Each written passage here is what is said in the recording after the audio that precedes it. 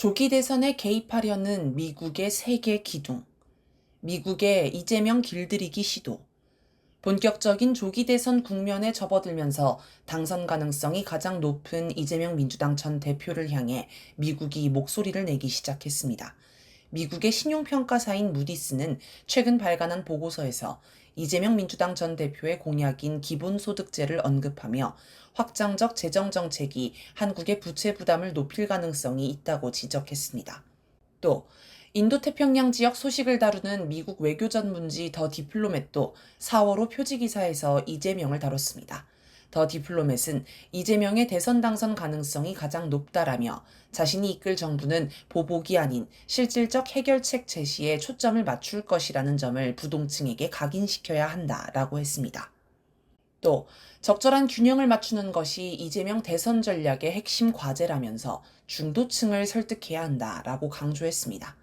이들은 이재명이 유력 대선 주자라는 걸 인정하면서 중도층을 신경 써야 한다, 진보적 정책을 접어야 한다, 내란 세력을 진압하지 말아야 한다는 식으로 이재명의 투쟁성을 거세하려 합니다. 이는 촛불의 투쟁성을 거세하는 것으로도 이어집니다. 이게 결국 수박의 논리인데 미국이 이재명을 길들이기 위해 이런 논리를 내세우는 것입니다. 정말 교활합니다. 이재명을 지지하는 유튜버들은 미국이 이재명을 유력 주자로 인정했다며 환영 일색입니다. 미국이 이재명을 길들이려 하는 것에 관해서는 거부감을 보이지 않습니다. 미국의 세계 기둥. 이번 대선은 근본적으로 국민 대 미국의 대결 구도입니다. 그렇다면 미국은 한국 대선을 어떻게 끌고 가려 할까요? 크게 세 개의 기둥이 있습니다. 첫째 기둥은 수구 꼴통 세력, 내란 적폐 세력을 튼튼히 구축하는 것입니다. 한국을 친미 친일, 반북 반중 반러 기지로 만드는 게 미국의 핵심 관심사입니다. 따라서 이를 실현할 세력을 튼튼히 구축하려 합니다. 윤석열, 전광훈, 전한길 같은 자들이 미국에 중요합니다.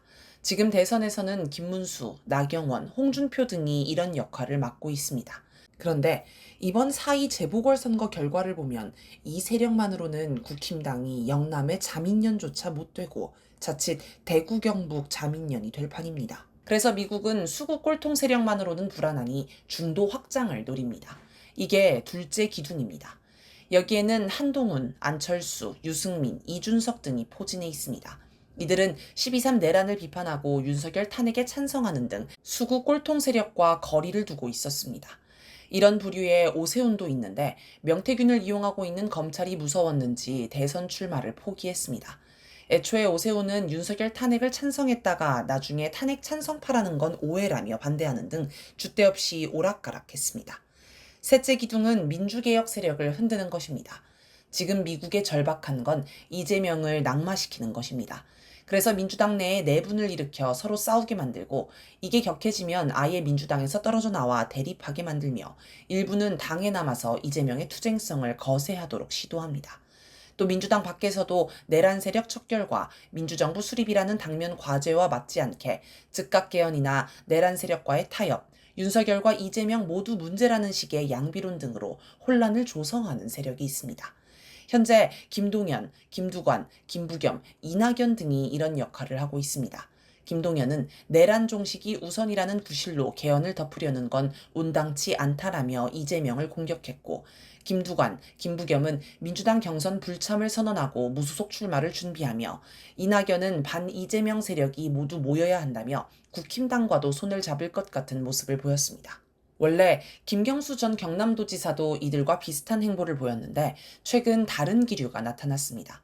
김경수는 김두관, 김부겸과 달리 민주당 경선에 참여하면서 내란을 완전히 극복할 수 있도록 압도적 정권 교체를 위한 경선이 되어야 한다라고 강조했습니다. 또 내란 세력과 동거하는 정당은 빛의 연정에 참여가 불가능하다라며 국힘당과 선을 그었습니다. 김경수는 13일 대선 출마 선언도 세종시청에서 했는데 행정수도 완전 이전, 연방제 수준의 지방자치 등을 주요 공약으로 제시했습니다. 아마도 고 노무현 전 대통령처럼 지역 돌풍을 기대하는 듯한데 일각에서는 유시민 작가가 제안한 착한 2등 전략을 수용한 것 아니냐는 분석도 합니다.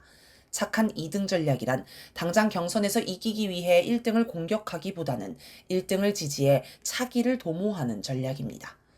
미국은 세 개의 기둥을 모두 추진하다가 어느 순간 첫째와 둘째 기둥을 통합할 것입니다. 즉, 국힘당 후보와 국힘당 밖에서 중도를 표방하는 수구 세력 후보를 단일화시키는 것입니다. 여기에 셋째 기둥, 즉 민주당에서 떨어져 나와 반 이재명을 표방하는 세력도 규합할 것입니다. 이렇게 친미 친일, 반북, 반중, 반러 세력을 최대치로 만들고 반대 세력을 최소치로 만드는 게 미국의 구상입니다. 이들이 한데 모이려면 중심이 있어야 하는데 지금 너도 나도 미국에 잘 보여 중심으로 낙점받으려고 노력합니다. 한동안 한동훈이 후보로 앞서 나갔고 이준석도 어떻게든 튀어보려고 하더니 최근에는 한덕수가 유력 후보로 등장했습니다. 심지어 김문수조차 대선 주자 첫 행보로 전태일 기념관을 방문하고 또 만약 계엄 당일 국무회의에 출석했다면 들어 누워서라도 반대했을 것이라며 중도까지 아우르는 중심이 돼보려 합니다. 한국에서 미국을 대리하던 윤석열이 계엄, 내란에 실패하고 민주개혁 세력을 통제하지 못한다고 해서 미국을 가볍게 봐서는 안 됩니다. 물론 과거에 비해 미국의 한국 장악력이 약해진 건 사실이지만 그렇다고 아예 통제 불능 수준까지는 아닙니다. 트럼프 대통령은 자식을 강하게 키운 걸로 유명합니다. 트럼프의 형은 알코올 중독으로 42세의 나이에 죽었는데 트럼프에게 자주 술과 담배를 하지 말라고 충고했다고 합니다. 그 때문인지 트럼프는 본인도 술과 담배를 멀리했고 자식들에게 술, 담배, 마약, 문신을 절대 허용하지 않았다고 합니다. 또 자식의 경쟁심을 키우기 위해 스키를 타면서 자식을 밀거나 폴대로 찌르기도 했다고 합니다. 이처럼 트럼프는 본인은 물론 자식들도 절제된 삶을 살도록 하고 강하게 훈련했습니다. 결코 미치광이니 또라이라고 우습게 여길 상대만은 아닙니다. 지난해 12월 23일에 나온 미국 의회조사국 보고서를 보면 헌법재판소의 파면 선고 시점과 이재명의 항소심 날짜를 연계했습니다.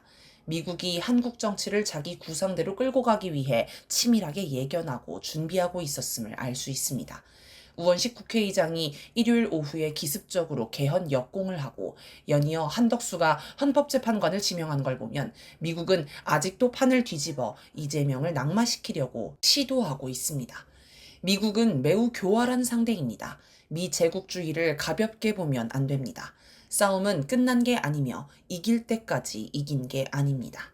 민심을 잃으면 천하를 잃는다. 미국이 무슨 구상을 하고 있고 국내 대리인들이 어떻게 움직이든 중요한 건 민심입니다. 민심이 어디로 움직이느냐에 따라서 향후 대선 판세가 정해집니다. 민심을 확인할 수 있고 또 민심이 분출하고 조직화되고 확산하는 곳은 크게 네 군데입니다. 첫째는 광장입니다. 광장의 민심이 가장 결정적이고 핵심적입니다. 광장은 민의가 모이고 분출하고 확산하는 곳입니다. 광장을 보면 민심을 알 수 있습니다. 지난 12일 촛불행동이 주최한 민주정부 건설, 내란 세력 청산 135차 촛불대행진에는 윤석열이 이미 파면되었음에도 수천 명의 시민이 모여 투쟁의 의지를 모았습니다. 이날 무대에 오른 이봉환 마포은평 서대문 마흔서 촛불행동 회원의 발언이 굉장히 인상적입니다. 조금 길지만 주요 내용을 소개하면 다음과 같습니다. 저는 트럭 운전을 하며 하루 벌어 하루 먹고 사는 사람입니다. 그런데 요즘은 하루 벌어 반나절 먹고 살기도 힘든 상황입니다. 경기 상황에 가장 민감한 직종 중 하나가 운수업인데 살면서 이런 불황은 처음 겪어봅니다. 제가 웬만하면 화를 안 내는데 이 순간 소리 한번 지르고 가야겠네요. 내란 세력, 동조자들, 깡그리 처단하자. 속이 좀 풀리네요. 지난 4월 4일 내란 수교의 파면이 확정되는 순간 환호성과 함께 모두 얼싸안고 뜨거운 눈물을 흘렸습니다. 여러분도 그러셨죠?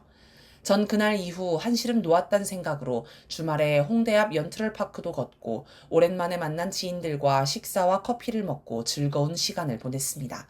그리고 월요일부터는 비록 없는 일이지만 조금 더 열심히 일하자 다짐했습니다.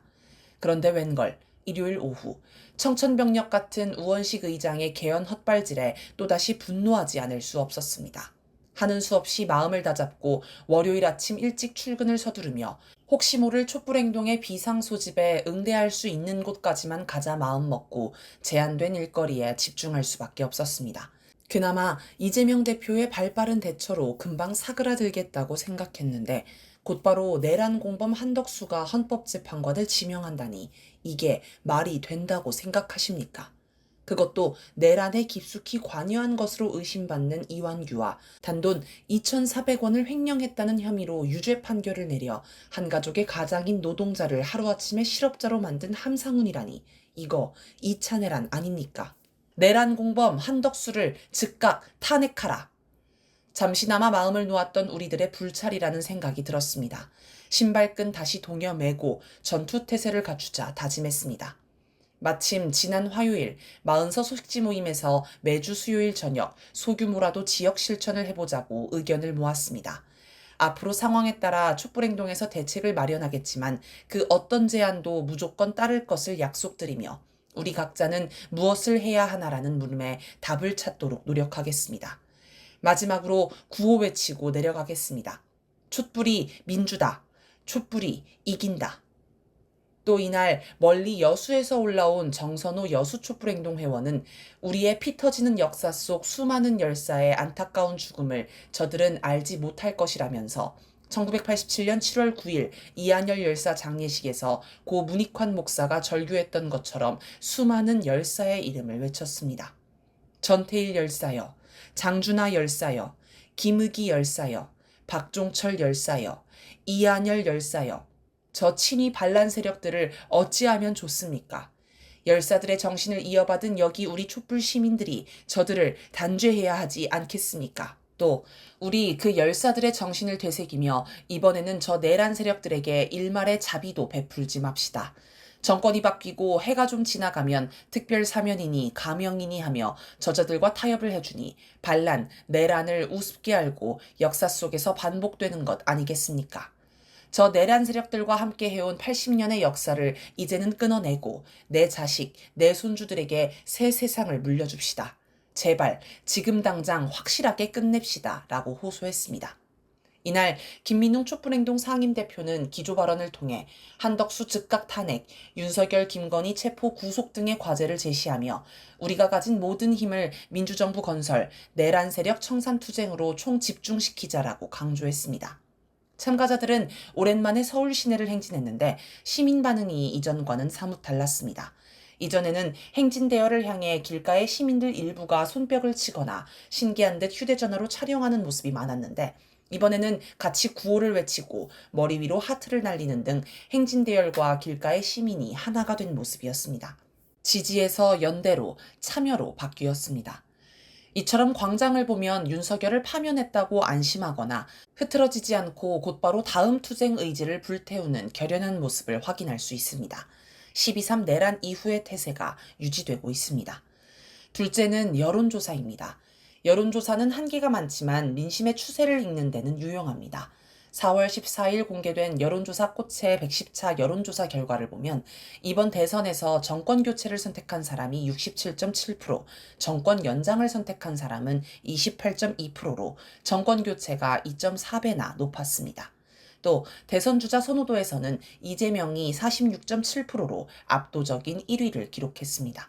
11일 공개된 리얼미터 주간 여론조사 결과도 비슷합니다. 정권 교체가 58.7%, 정권 연장이 35.3%로 정권 교체가 1.6배 높았고 이재명은 48.8%의 지지를 얻었습니다. 같은 날 공개된 한국갤럽 조사 결과도 이재명의 선호도가 37%로 2위인 김문수 9%에 무려 4배나 되었습니다. 이걸 보면 민심은 확고하고 압도적입니다. 셋째는 소셜미디어와 유튜브입니다. 소셜미디어에서는 다양한 정치 견해를 가진 이들이 각자 자기 주장을 펼칩니다. 그러다 어떤 사건이 터지면 순식간에 의견을 공유하고 토론하면서 집단 지성을 모아냅니다. 우원식이 개헌 논란을 일으켰을 때도 사람들은 순식간에 입장을 정리하고 우원식과 우원식의 제안에 찬성했던 정치인들의 글에 댓글을 달아 분명한 목소리를 전했습니다. 그래서 개헌 논란이 빠르게 진화된 것입니다. 유튜브에서도 민심의 흐름을 엿볼 수 있습니다. 또 유튜브를 통해 사람들이 모이고 토론도 하며 심지어 집회로도 이어지는 등 요즘은 유튜브가 하나의 커뮤니티 역할을 합니다. 앞서 언급한 12일 촛불대행진을 촛불행동 TV를 비롯한 여러 유튜브 채널에서 생중계했는데 조회수가 무려 30만여 회나 나왔습니다. 촛불 집회에 직접 참가하지는 못해도 관심을 가지고 지켜보는 이들이 이처럼 많다는 걸 알 수 있습니다. 또 뉴스 정치 분야의 유튜브 채널 구독자를 조사해보면 반윤 성향의 MBC 뉴스가 친윤 성향의 KBS 뉴스보다 1.7배나 높습니다. 주류 언론을 제외하면 상위권의 매불쇼, 오마이TV, 김어준의 겸손은 힘들다 뉴스공장 등 민주개혁 성향의 채널이 각각 10, 11, 13위를 차지하고 있으며 수구 적폐 성향의 채널은 펜앤마이크 TV, 신의 한수가 각각 18위, 24위로 겨우 순위권에 들었습니다. 넷째는 선거 결과입니다. 가장 최근에 있었던 4.2 재보궐선거 결과를 보면 전국 21곳에서 선거가 진행되었는데 원래 국힘당 계열이었다가 민주당으로 바뀐 지역이 6곳이나 되고 민주당에서 국힘당으로 바뀐 지역은 1곳밖에 안 됩니다. 특히 부산시 교육감의 진보 성향의 후보가 51.13%의 높은 득표로 당선됐습니다. 경남 거제시장, 양산시 마 선거구에서도 민주당 후보가 당선되는 등 국힘당은 부산 경남에서도 밀려나는 분위기입니다. 말 그대로 국힘당은 대구 경북의 자민련으로 전락했습니다. 이처럼 여러모로 봐도 민심은 확고합니다. 정권 교체로 내란 세력을 확실히 제압하고 민주정부를 건설하자는 것입니다. 이러니 미국이 온갖 수를 써서 중도층으로 확장을 시도해도 민심의 버림을 받아 실패하게 됩니다. 이렇게 수구 꼴통, 내란 적폐 세력은 축소, 몰락하고 있습니다. 중요한 건 민주주의, 자주 독립을 향한 국민의 열망이 매우 뜨겁다는 것입니다. 그래서 미국의 뜻대로 되지 않습니다. 김경수도 여론에 밀려 민주당 내부에서 입지를 확보하는 전략으로 선회했습니다. 우원식도 나름대로 정치 인생에서 승부수를 걸었는데 여론에 밀려 포기했습니다. 윤석열을 탄핵할 때만 해도 인기가 높았던 우원식이 개헌 논란으로 하루아침에 민심의 버림을 받은 걸 보면 박근혜 사면을 꺼냈다가 몰락한 이낙연이 연상됩니다. 민심을 얻는 것은 천심을 얻는 것입니다. 그리고 민심을 잃으면 천하를 잃습니다. 예로부터 민심이 천심이라고 했는데 이 말이 더 뚜렷하게 입증되고 있습니다. 이제는 미국의 하라비가 와도 민심을 꺾을 수 없습니다. 진보민주 개혁 세력은 사리사욕을 버리고 민심을 받들기 위해 수양하고 정진해야 합니다.